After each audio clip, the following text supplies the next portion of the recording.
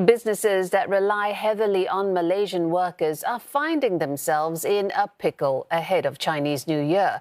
With cross-border travel no longer impacted by COVID-19 restrictions, many of their employees are heading home. And that's forcing businesses to power through with limited staff. Some even have to shut their doors. Clara reports.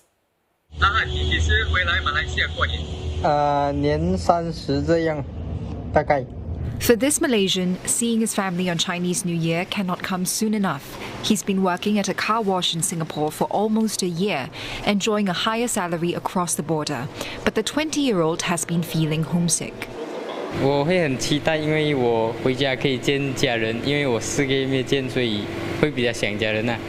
Over the past 2 years, the pandemic has prevented many of his Malaysian colleagues from returning home to celebrate the festival. This time, all of them will be making the trip, but they account for a majority of the company's staff. This has left it with no option but to take a break as well.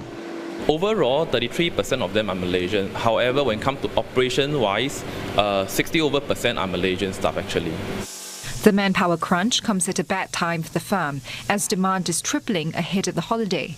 To make the most of the opportunity, they've extended their opening hours up until Chinese New Year's Eve, with the director himself lending a hand.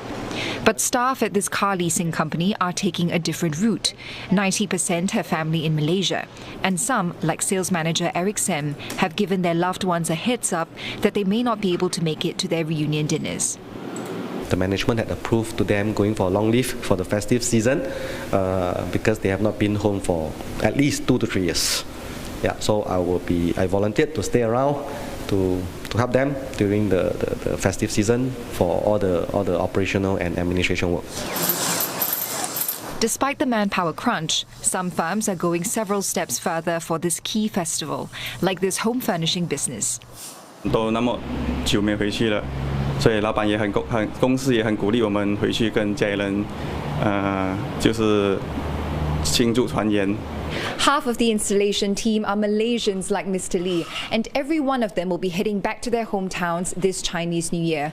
In the meantime, the company is trying to hire more foreign workers from other countries such as Myanmar and Bangladesh to cope with a seasonal surge in demand of up to 50%. But it has come with difficulties.